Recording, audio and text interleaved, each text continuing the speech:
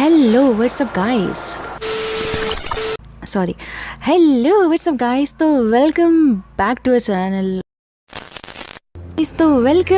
Channel few minutes movies. Hey what's up guys तो welcome back to channel few minutes movies. तो दोस्तों आज हम जिस मूवी की एक्सप्लेनेशन करने वाले हैं उसका नाम है दीवान। तो ये मूवी काफी बढ़िया और मजेदार होने वाली है और मैं तो यही कहूँगी कि इस जैसी मूवी ना मैंने कभी नहीं देखी। और अगर आप इस मूवी को मिस कर लेते हैं ना तो अपने ही नुकसान करेंगे। तो फिर बिना आपका कीमती टाइम वेस्ट किए बगैर चलते हैं सीधा वीडियो की तरफ। तो कहानी की स्टार्टिंग में हम लैरेसा और उसके हस्बैंड को देखते हैं। अब यहाँ पर इन दोनों के बीच में बहुत ही ज्यादा प्यार था और अब शादी के कई सालों बाद ये लोग अपनी एनिवर्सरी प्लान करते हैं। अब इस मर्तबा ये लोग वर्ल्ड टूर करने वाले थे। यहाँ पर लैरेसा बहुत एक्साइटेड थी क्योंकि उसको अपने शौहर की कंपनी बहुत पसंद थी और उसका शौहर भी उसे बहुत प्यार करता था।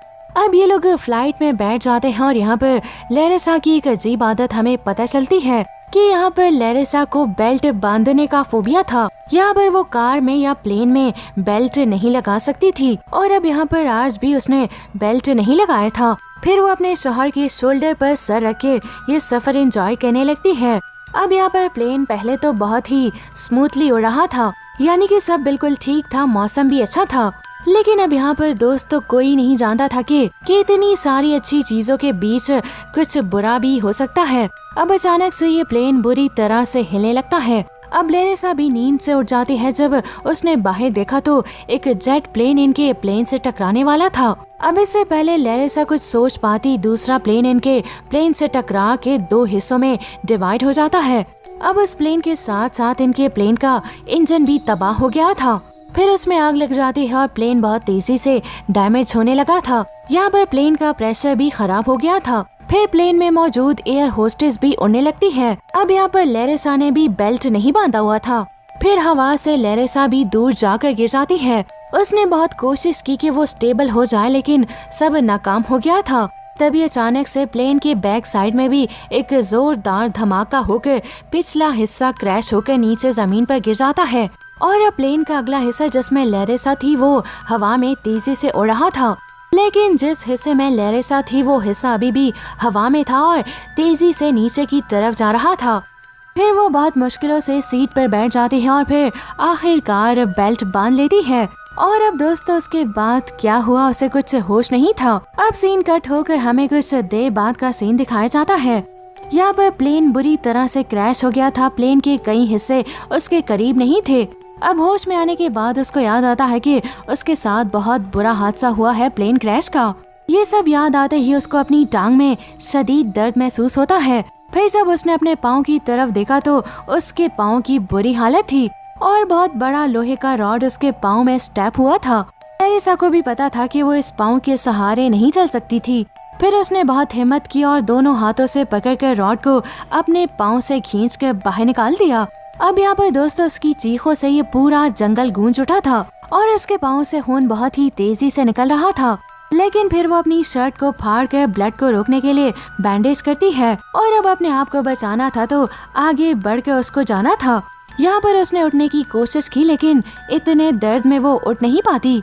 लेकिन फिर वो हिम्मत करके उठती है और उसके पीछे उसको किसी का साया नजर आता है। फिर वो करीब जाकर देखती है तो वहाँ एक लड़की थी। अब उसको देखकर वो खुश हो जाती है लेकिन वहाँ जाकर देखा तो वो मर चुकी थी। अब ये जाने के बाद उसका सारा हौसला टूट जाता है। दुख और परेशानी की वजह से लैरेसा बेहोश हो जाती है।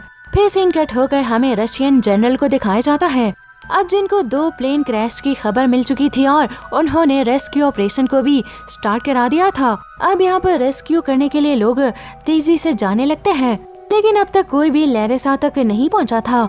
अब यहाँ पर लैरेसा को मच्छर के काटने से होश आ जाता है और अब होश में आते ही उसके कानों में हेलीकॉप्टर की आवाज आती है। यहाँ पर वो समझ आती है कि रेस्क्यू टीम ऑपरेशन के लिए पहुँच गई है। अब अपने आप को सेव करने के लिए उसने आगे बढ़ने का फैसला किया। फिर अपने पास पड़ी लाश पे से स्कार्फ उतार कर अपनी बैंडेज करती है और फिर वो आगे बढ़ने लग जाती है, यानी कि जहाँ से उसको हेलीकॉप्टर की आवाज आ रही थी। यहाँ पर वो खुशकिस्मती से जंगल के मैदान में पहुँच गई थी। जहाँ से हेलीकॉप्टर उसको देख पाए।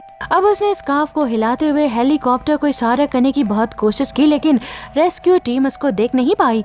लेकिन उसने हार नहीं मानी और हेलीकॉप्टर की डायरेक्शन में जाने लगी। इस टाइम उसके लिए चलना बहुत मुश्किल था, लेकिन फिर वो फाइनली नदी के पास पहुंच जाती है, जिसमें कि पीने का साफ पानी आ रहा था।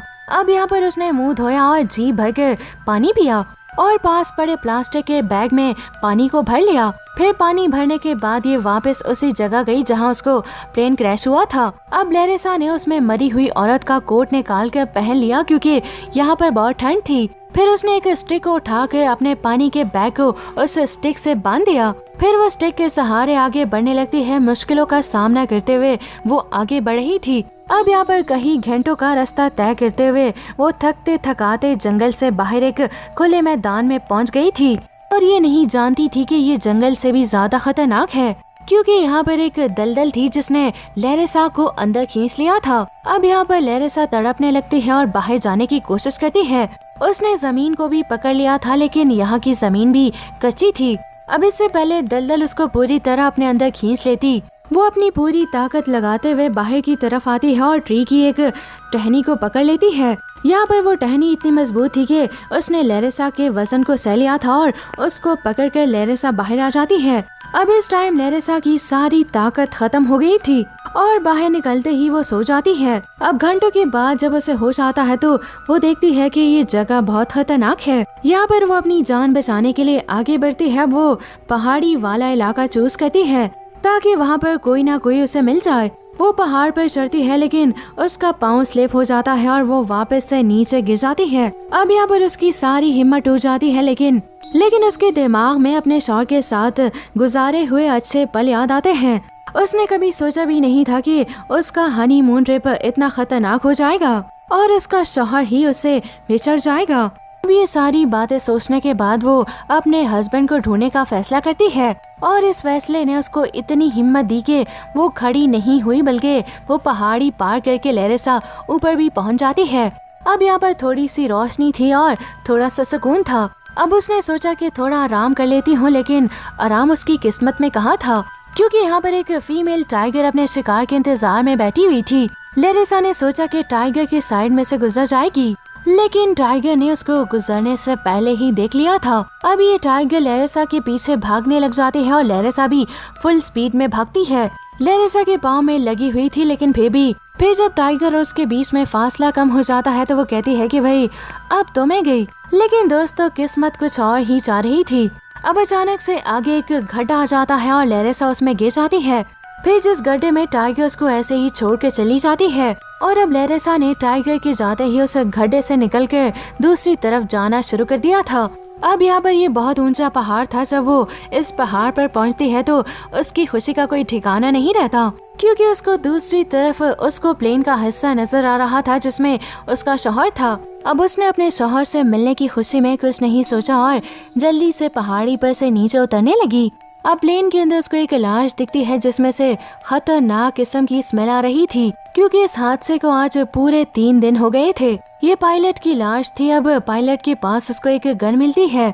ये एक फ्लेयर गन थी जिसमें 2 बुलेट्स भी थी। फिर उसने एक बुलेट को फायर कर दिया, लेकिन बदकिस्मती से यहाँ देखने वाला कोई भी नहीं था। अब उसने फैसला किया कि दूसरी बुलेट वो ऊंचाई पर जाकर चलाएगी। अब आगे बढ़ते हुए उसके पाँव से कुछ टकराया और ये बैग था उसके शौहर का, अब जिसमें उसके शौहर ने लैरिसा के लिए काफी सारे स्केचेस बनाए हुए थे। ये देखकर वो बहुत ज्यादा खुश हो जाती है और उसको पता चलता है कि मेरा शौहर यहीं कहीं है।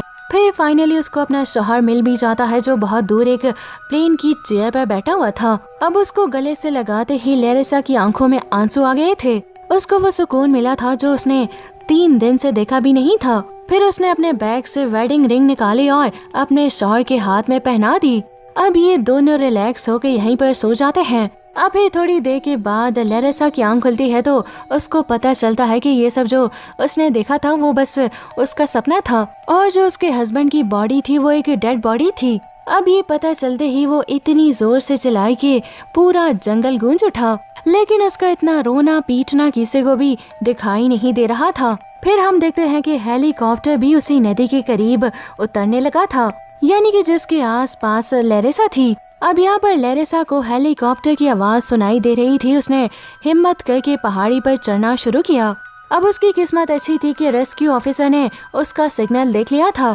फिर वो फौरन से रेस्क्यू करने के लिए उसके पास आ जाते हैं। लेरिसा की बहुत ही ज्यादा हालत खराब हो रही थी। अब यहाँ पर इस रेस्क्यू ऑफिसर को इस हादसे में एक ही लड़की जिंदा मिली थी।